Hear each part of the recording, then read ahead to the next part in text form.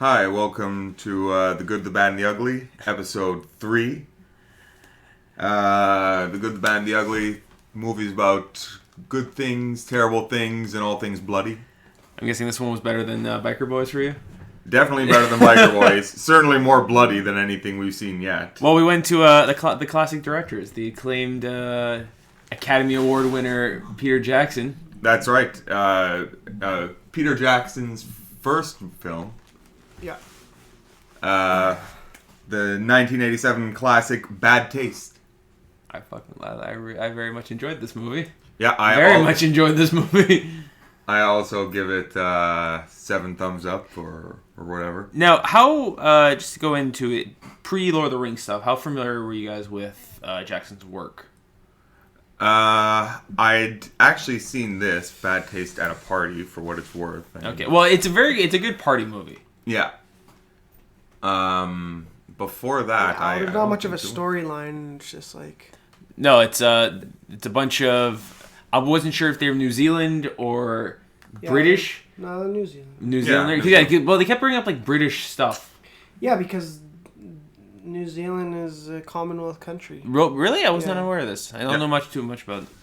Yeah. Honestly, Peter Jackson gives me all the knowledge I know about New Zealand. About New Zealand. Well, between him and Flight of the Conchords. Yeah, and Django Fett. That's all I got. When it comes to the Kiwis. Django. Do you want to call him his role from Barbed Wired instead? Yeah. No, I guess Django's probably better. Yeah, just taking on a alien invasion in a small town, and what I thought was started off as a incredibly cheaply made movie, got into a very well made, cheaply made movie. I saw where the budget was later on. I thought the same thing. At first I was like, oh, this is just like a bad splatter movie, something akin to Trauma. It looked like a student film. Yeah. It really came off like a fucking student film. Certain zooms, the way the camera was held. Complete lack of effects, clumsy choreography. I think all the dialogue was dubbed. Yeah. It certainly seemed like it. Yeah. Well, apparently, Peter Jackson made his own steady cams and cranes and other camera rigs to create the impression of a bigger budget. Well, I mean, it definitely it looks good. I mean, you can see rented out that fucking small lakeside town to shoot it. Yeah, at the he beginning. uses some interesting techniques and. No, there was a lot of really good camera angles, especially there was a good overhead shot where it's almost looks like it goes over the actor, but really then it's on top of the hill at the beginning. Yeah, all right, that was good. Mm-hmm. And also the way when what's his name, Derek was hanging off the cliff, just the way they would cut it real fast, so even though it clearly was not hanging off the cliff. Yeah. It was just like, oh, it's not too bad. I mean, you could fool some people with that, I'm sure. But it's definitely a film that it doesn't rely. It does one of the rare things. It's not as good as say Big Trouble who does this, but it's quote unquote bad movie on purpose qualities because it definitely has a sense of humor about itself. It is funny. It's not taking itself seriously, but it's not. It's not. I wouldn't call it flat out comedy either. No. It's a zany flick, especially any scene with Peter Jackson in it. Yeah, fucking movie turns into a cartoon. I would definitely say it was zany, and it's funny you bring up cartoon. Yeah, well, the acting is either bad or subpar, or completely over the top. Yeah. Yeah, very, very, very emotive faces. Yeah, or you said, or just non-moving faces. Yeah, or not moving. It was highly exaggerated. Very you get to see the beginning between Barry and Derek, the two extremes of that. Yeah. Between just kind of wandering around dull-faced, like a more boring version of Dante from Clerks. And Jackson just acting his fucking ass off with buck teeth. Yeah, but you know what? He really wanted to make it his own. Yeah. And that he did. Well, you can definitely tell it's a first-time director thing where he gives himself, at least at the beginning, the biggest action scene. Where he takes on 5 guys on his own. Yeah, that was... Kicks all their asses. He's a hero. Yeah. He's a hero, and he wants other people to know that, too, through his films. I'm gonna be somebody. Those effects fucking kicked ass, though. Mm-hmm. Like in terms of practicality, I mean, even for a cheap budget, I mean, it's, Yeah, well, what did we say? It was $30,000 budget. yeah. Yeah. I mean, it isn't. But there was some, he filmed a bunch of scenes. Supposedly it was he shot it over like a 4-year period on weekends. Mm-hmm. 'Cause he was working at a newspaper at the same time, and largely the crew was made up of his friends, and like they doubled as not only actors and like the main actors, but they'd also play aliens. Yeah, because I saw it a couple of times. Yeah. But I think by the end they were in those masks. I was like, "There's a good reason they're wearing the masks." I saw the same names in the Yeah. crew. Yeah. And the they names doubled, over and they were over. also like crew members, They Yeah. probably, So, Well, you said all the stuff with the tax collecting guy that was shot first. yes, it was called Checking his papers. Roast of the Day. That's it. It was originally being shot as a short film, which was focused solely on the charity collector Giles Copeland, played by Craig Smith. Only later, when Jackson decided to expand the film's length, were other characters added in. Yeah, because it is almost like a weird, non-superfluous storyline that kind of like... In the end of the movie, that character was introduced only to be like, killed off immediately. Yeah, but it was probably like the story was this guy going around collecting, then he notices no one's around. Yeah. But because the alien... Yeah, no, yeah. You can totally see like the in that case, the initial like storyline plot idea. Yeah. And... Is it the plot with this? The budget came to around $400,000 after the New Zealand Film Commission stepped in to help fund additional shooting and effects work. So... Yeah, especially, yeah. I guess he spent $30,000 of his own money. Barely see it near the end there. Well, yeah. It's the same kind of deal with the like El Mariachi. Mm. People are like, oh, he made that movie for $7,000. Yeah, and then there was $30,000 worth of post production put into it after, like when Columbia. Yeah, similar with Clerks. Most of the thing, it was like 27 grams. Then later on, stepped in for like music licensing and shit like that. Like all the great rags to riches independent stories. It's never as simple as it seems. It's all lies. It's movie magic. It's movie magic on the movie magic. Whoa, it's an inception. I got to see you scribbling notes during all this nobody. Well, yeah, I definitely took notes on this. I normally don't, but I know. I don't know. There's a lot. I know, man. It's like a notebook from 7. This thing scribbled down. Are you saying my? I'm saying for what a pretty thinly veiled movie. I'm very pleased you got a lot out of it. Oh yeah. Like I said, I loved it. A lot of it too is also kind of an order of things as much as I could. I mean, seeing as there was no real plot to this movie, it was hard to kind of get a feel for what was going on. But let's give it a shot, shall we? All right. So the first scene that has nothing to do with anything else was that guy with the amputated hand, but he had their boss. Finger, the boss. He had one finger on like a prosthetic. Yeah, instead of a prosthetic hand, he just had a prosthetic pointer with a finger on the end of it. That he would poke buttons. Buttons with recordings or band-aid a cigarette to. Yeah. And he was telling the aliens destroy Earth, I guess. I thought he was sending in the boys to go. That's right. Yeah. That's right. He was sending in the boys. Yeah, he was the shadowy government figure. Yep. Living in shadows, kind of like Cancer Man from the X-Files. Oh well, they're sent there to harvest humans for intergalactic fast food franchise. Yeah, that's what the aliens. Yeah. They what do they call it? It's in my notes here somewhere. It's in my notes. Something. Crisps Crunch or something. Crumbs Crunchy Delight. Yeah. Crumbs can't have trouble saying that. Yeah, I know. That's where their business is fucking up. The main alien, the old dude, his name's Lord Crumb. Real original Crumb. And your food after yourself. Even Colonel Sanders wasn't that tacky. Mm-hmm. So the one-fingered man with the hand fetish, because he also had that candle in the shape of a hand. That's true. Burning down fingers, like some kind of horrible menorah. I know. I love this perceived backstory.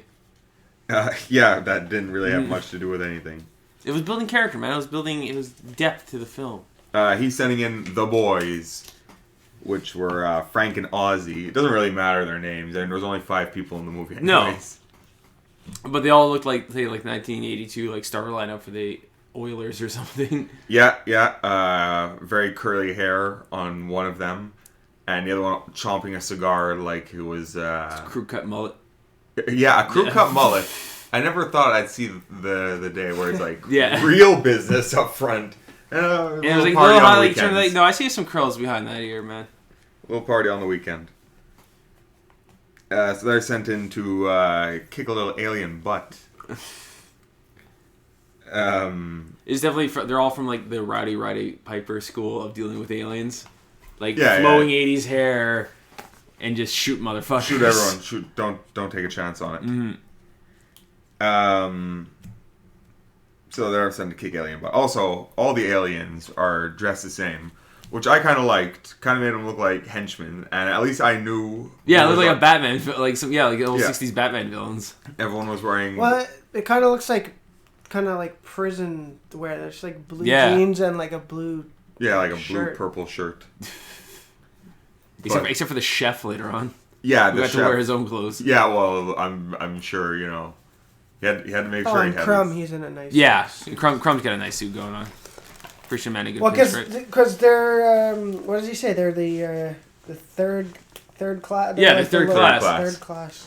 They're laborers. Yeah, So- which implies which was probably explains why they can't shoot shit later on. And they're all dumb as shit too. Yeah, that one guy almost sliced his own throat on that sharp knife. Oh, Peter Jackson again cast himself twice to ham it up on both sides of the field. Almost like he wanted to outdo himself the first time. Yeah. Like, I could have done that better. Yeah, In fact. like he kills off one of his characters only to bring him back later to ham it up even more. Yeah, Derek. So while Derek is dealing with an alien that they had captured and tied him up over a cliff, 2 other aliens had snuck up on him, both of them with sledgehammers. Yeah, it's the most awkwardly choreographed fight. It's in like almost in slow motion, which I guess implies the poor movement of the aliens. You can justify, but it's so like slow, like. Well, I think it was because it was kind of filmed on the edge of a cliff, not With real sledgehammers. with real sledgehammers. And I mean, I wouldn't say they're in peril at any time, but one wrong move and it could have been curtains. So Derek is hanging by a rope, evading sledgehammer attacks, and he manages to reload his fucking automatic weapon. Yeah, which he got out of Like his a Uzi. Felix the Cat bag. Yeah. His little blue backpack. I swear the thing couldn't have been any bigger than like a bread box. And he's. I thought he was on a slow ride to become just a magician throughout the thing. Yeah, he has the magic bag. Yeah. He's rocking the Harry Potter scarf. Throws on a top hat later. Yeah. It was. All he needed was a couple of really good tricks, Yeah. and he could have been headlining somewhere. Well, he did a pretty the rebirthing man one, the born again man thing at the end. That was a pretty good trick. Yeah. Well, So we'll get to that. Yeah. What? While he's evading sledgehammer attacks and reloading his gun, he manages to almost take a shot at them, except the rope is snatched out from his hands. And he ends up falling down what looks like the Springfield Gorge. Oh fuck! Yeah, at first I was like, "Is that dummy work?" Yeah. I mean, it had to have been dummy work. Fuck, that was some good looking. It was- That was a good looking shot. It was definitely well done. At the beginning too, I was like, that's pretty dangerous. And I know you guys didn't really have a budget, so what's going on here? I guess I was like the last film scene. It's like, all right, look, we got one take on this. I'm gonna throw my body down this cliff and just get it. Probably didn't happen Yeah. like that. Well, I don't know. I mean, that stuff's probably all done last. He had to shave his beard for all the Derek scenes. Yeah, I guess so. And he ends up splattered on a rock. Yeah, and then later brought back to life by seagulls. Yeah, a la fucking Selena Kyle from Batman Returns. I don't know if they were bringing him back so much as they were trying to eat him. Yeah, but it was just such a weird scene because it's a callback to like, oh, I always loved birds. Like, oh, now he's getting eaten by birds. Har har har. And then he gets up and he's fucking alive with a piece of his skull falling out. He's so alive he managed to headbutt a bird. That's good. I really like that. I was like, yeah. Which straight up looked like it was made of wood. yeah, just conk. Oh. Then he gets up with his skull cracked open and his brain falling out. A piece had already fallen out. Yeah. And he just crams that back in there, shuts the back door, and puts on he was already rocking a fucking top hat. Yeah, because he had that in his car already. Yeah. So good thing he likes a nice tight grip to it. Yeah, and wore a top hat for a bit of the movie. Later replaced by a fucking belt. I was kind of hoping they were gonna take the scarf from around his neck and rock that. It seemed logical, yeah, because it's like the whole his journey back. It's a Revenant like performance where he's left for dead and he's crawling back. Crawls his way. He's crawling his way back to get revenge on those aliens and who left him for dead. So while that's happening, there's also that's the most insightful thing I'm gonna say about this. Yeah, you know what? That's you should tweet that to Peter Jackson. Bad taste is like the original The Revenant. Here's a list of Jackson reasons why. did it. Jackson did it. Jackson did it first. Yeah, did it best. Okay, so while that's happening, there's another character who comes in. Is he the tax man or is he a priest because he wore that collar? He's like collecting for a charity. Okay. And like I guess pretending to be a priest. That was a weird thing too, just to help garner money. Yeah. What did it say? Bread? Yeah. It was something. The Beneficial Relief Emergency Aid Division. I don't know what that means. No. Doesn't mean anything. I think he just wanted to have he wanted to have the word bread in there. Yeah. Call it the bread agency. He likes acronyms. And we'll figure it out from there. Let's call it bread. Yeah. And we'll work backwards. Yeah, dude shows up, gets into a wacky chase with Peter Jackson. Yep. Yeah, he looks like he's gonna get caught, and then he doesn't. But then he does. And yeah, in the film suddenly turns into Texas Chainsaw Massacre. Where he's trapped in a dark house with a bunch of creepy dudes looming over him. Yeah. Yeah, ready to eat him. Getting all ready the to other eat him. aliens. And he's sitting in this, he's sitting in a pot with all kinds of chopped up veg. It was a pot like... Looney Tunes. but it was it was like the pot from Sleepaway Camp. Oh, yeah. Like that ridiculously human-sized pot. But I thought... it looked like one of those plastic, plastic barrels. Chemical waste barrels. Yeah. The Walter White barrels. Yeah. Yeah. Getting rid of the body barrels. Yeah, with the apple in his mouth, getting real marinated up. All I can think of was Looney Tunes where, they're going to kill Bugs Bunny and he's sitting in the pot and there's, chopped up bits of celery and carrot. Yeah. And he's sitting over an open flame and he's like, oh, yeah, rabbit stew. But I like how, they're marinating him, but it's not hot. They're just tossing that fucking drum. Yeah, I guess. So they let him fucking soak for the night. Soak it over. He's sitting in a brine. He's got to marinate. Yeah, man. He's brining like a pickle. Or a good turkey. Alright, so... Yeah, the rest of the boys break in. They're like, well, fuck, we gotta save a guy. Yep, that's right. This alien menace. And the alien... It was kind of like Men in Black. Yeah. This is a precursor to a lot of films. Yeah, who knew? Who knew? So, the boys, Frank and Ozzy, and Barry... But we forgot to bring up Barry earlier. That's a good point. Who didn't do very much. No, just had to kind of wander around with a bewildered look on his face. Kept dropping his shit. Yeah, he was on walkie-talkie with Derek. So all three of them go in to try to save the priest. Guy, collection money. One of them's forced to eat the aliens, like I said, they're planning on selling humans as intergalactic fast food. And one of them's forced to eat it. Yeah, it was puke. It was green puke from one alien. What'd you say the prop was made of, Vince?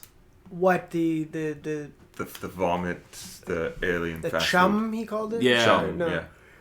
It was like yogurt. Yeah, and apparently it was vegetable. yogurt, vegetables, muesli, like cereal. Yeah. Yeah, and green food. Yeah, it looked like melted, like a few melted like marshmallows in there too.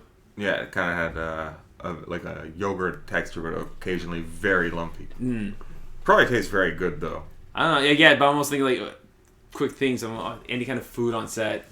Yeah, What do deal with we that too got? fast. It's like a good smoothie, you know? Mm-hmm. Yeah. And then it just turns into a fucking Peck and Paw movie. Well, yeah, Yeah, it was just like it was just Commando. Yeah. Or Commando. Yeah, it was just with like a bunch of aliens who can't shoot shit with a bunch of automatic weapons, but luckily there's Well, a they were million of barely them. able to like stand and function. That's a good point. I'm surprised any of them had the mental capacity to hold a gun. Yeah. But yeah, it just turns into you know what? There are so many squibs that reminded me of Assault on Precinct 13. Just that one scene where they keep shooting into the police station and fucking shit's exploding everywhere. Must have gone on for 4 minutes. And it just reminded me of this, like squibs go poo, poo, poo, poo. Yeah. Like not as big or as concentrated as like beginning of RoboCop squids. Yeah. But fucking pretty damn close. But pretty close. They saved all their big gruesome for like close range melee attacks.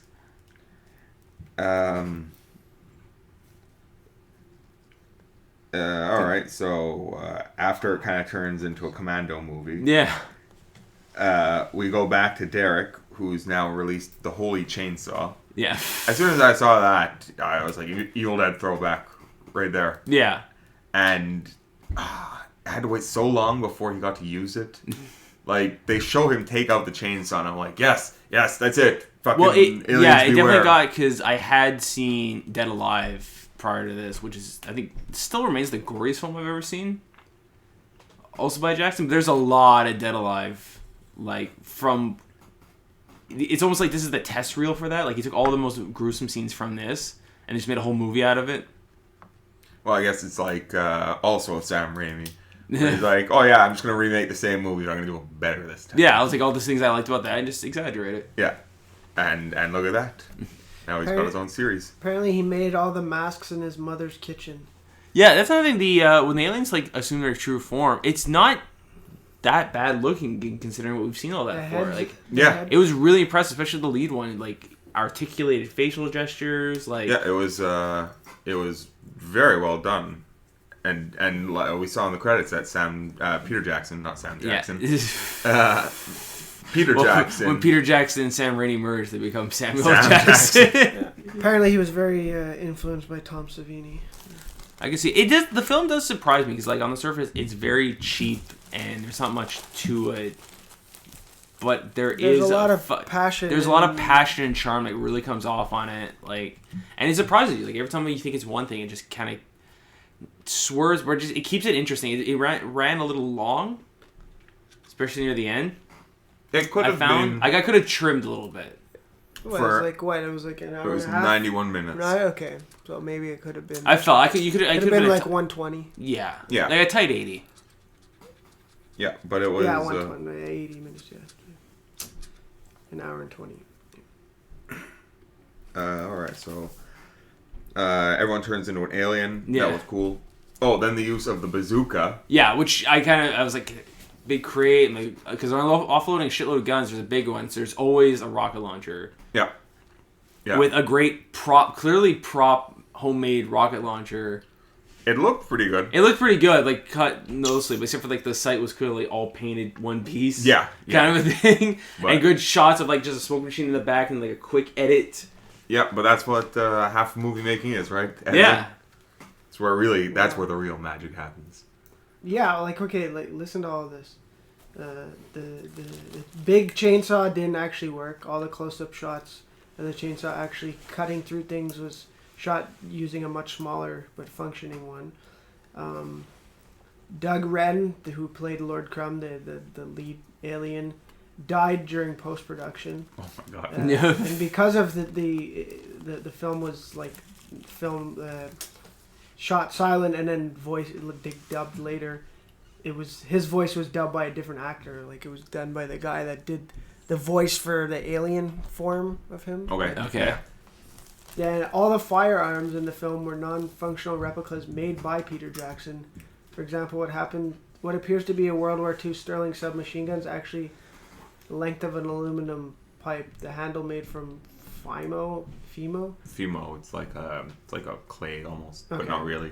And a piece of wood to stand in for the ammunition magazine. The actors shook the props to simulate recoil, and the muzzle flashes were added in post-production. That's pretty fucking cool. Peter Jackson, very busy man. Hey man, it's good to have a hobby. Very creative. Stay off. Well, that passion for filmmaking paid off. Yeah. It's one of the he made one of the most like celebrated films. The Lord of the Rings after like Star Wars is one of the most like highly anticipated.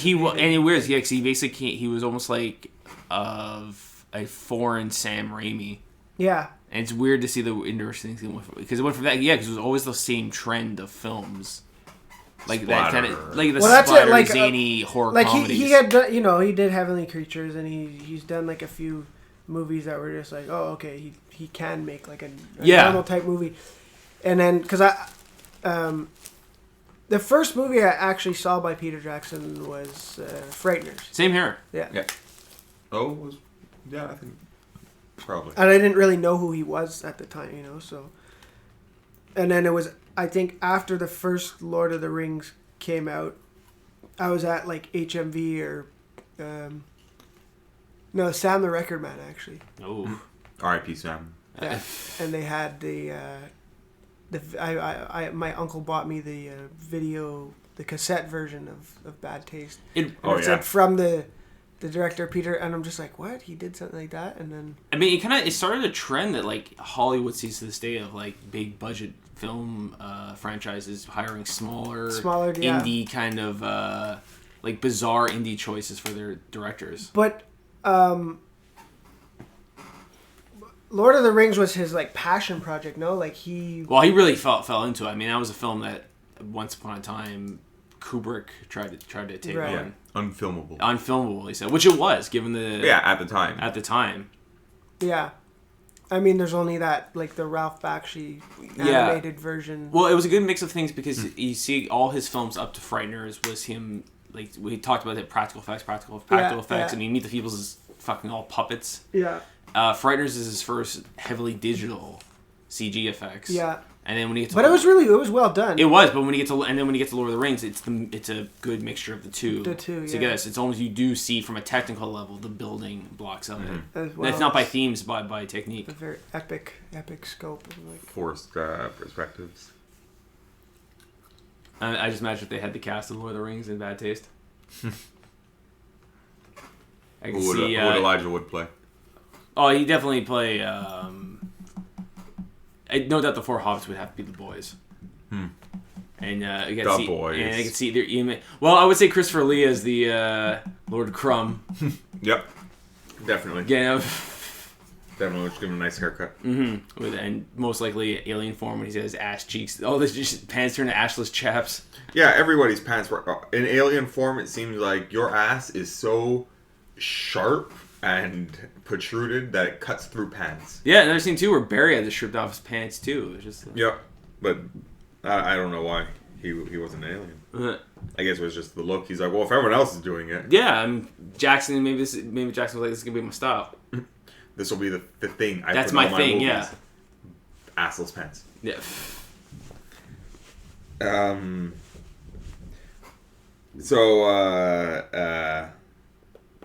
The bazooka is used, and an excellent explosion happens when they blow up the car with the two aliens inside. Yeah.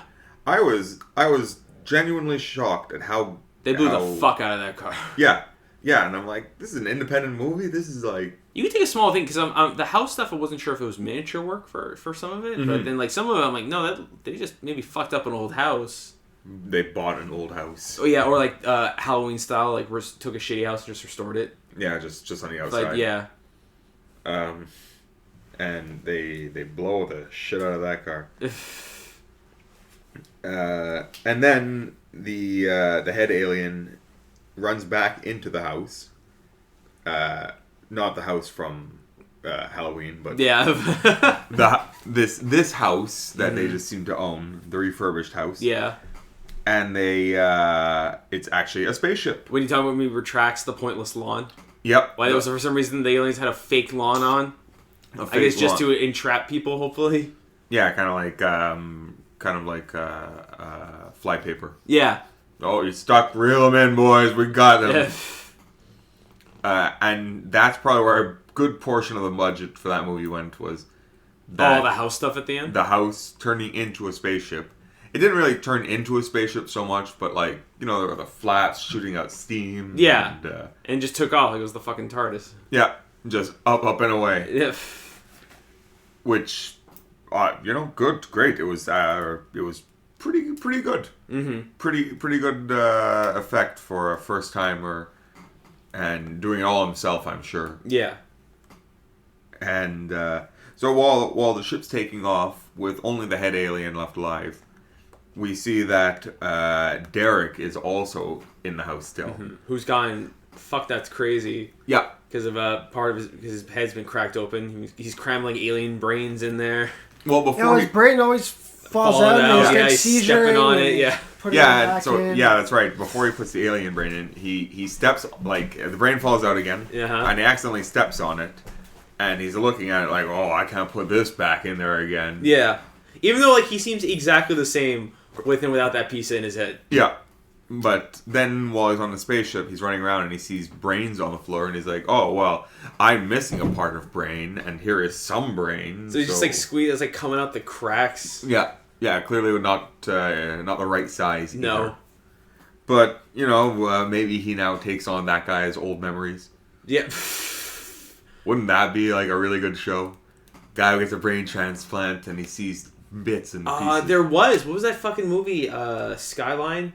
Where all those aliens were, like, scooping up people? And they're... You ever see that? I don't think... It's a TV show? No, it was a movie. No, a movie. Yeah, it was, like... The trailer was like, yeah, the people were just kind of seeing blue, like, getting sucked up in the UFOs. And like, the aliens, like, they kind of scoop brains out to eat. And it's, like, kind of a bullshit, shitty movie, except for the end. Where, like, one of the guys, like, his love for his girlfriend is so strong, his brain takes over the alien body.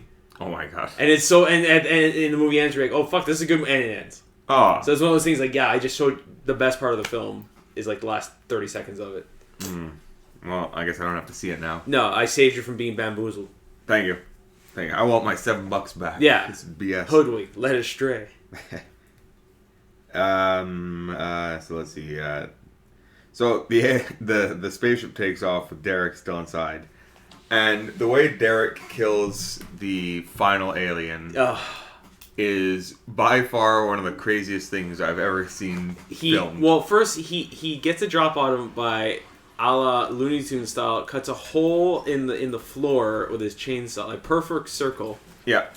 Which is above, a floor above the above the Lord other Crumb, alien. yeah. Lord Crumb. Takes a dive, lands,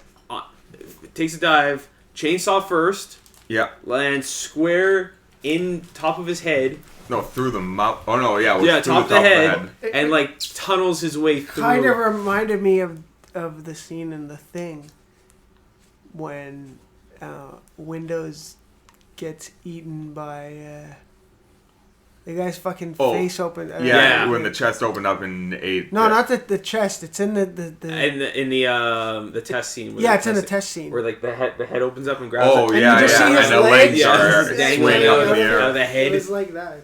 Yeah, but he tunnels through this dude's body, coming out the gooch. Top to bottom. Yeah. Top to bottom, in the most literal sense. Oh. And he's crawling through, and his boot is getting stuck in the mouth through the inside. It was... and ends on a punchline.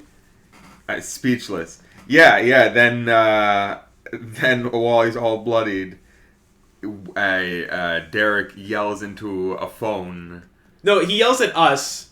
He yells breaks into the camera. fourth wall and is like, I'm born again. I'm born again. And then gets on the phone with the rest of the aliens, telling them he's coming to get the rest of them, wearing the fucker's skin as a suit. Yeah, Yeah, real horror stuff right In there. like a horrible and that's another Men in Black analog where it's like horrible yeah. disguise. Let me just squeeze into this suit. Nobody's gonna notice I'm not really him. And he just floats off into space. Yeah, in a house flying through space. Yeah, and then he's like, "I'm coming for you, bastards." Yeah, but I don't know if he knows how to fly a house. I think it's on it's on cruise I hope so. control. Yeah, A relay. he's going by a cardboard cutout of Saturn in the background. Coming to get you, bastards. That's what he said. And it more or less, well, it doesn't quite end right there. Then And the boys, they're in their weird car that has a cutout of the Beatles in the front. yeah, it was like the As a Playmobil distract. Yeah. with 4 cardboard cutouts of the Beatles. Of the car, yeah, the Sgt. Pepper Sgt. Beatles. Pepper Beatles, if you want to be specific. Yeah. And they get in the car as it's driving by with their friends in it, and it's kind of like, wow, another tough day done. Yeah. One of them cracks a cigar. Yeah. Some weird rock song comes on. They all freeze frame and get their single credits. Yeah, single credits going through.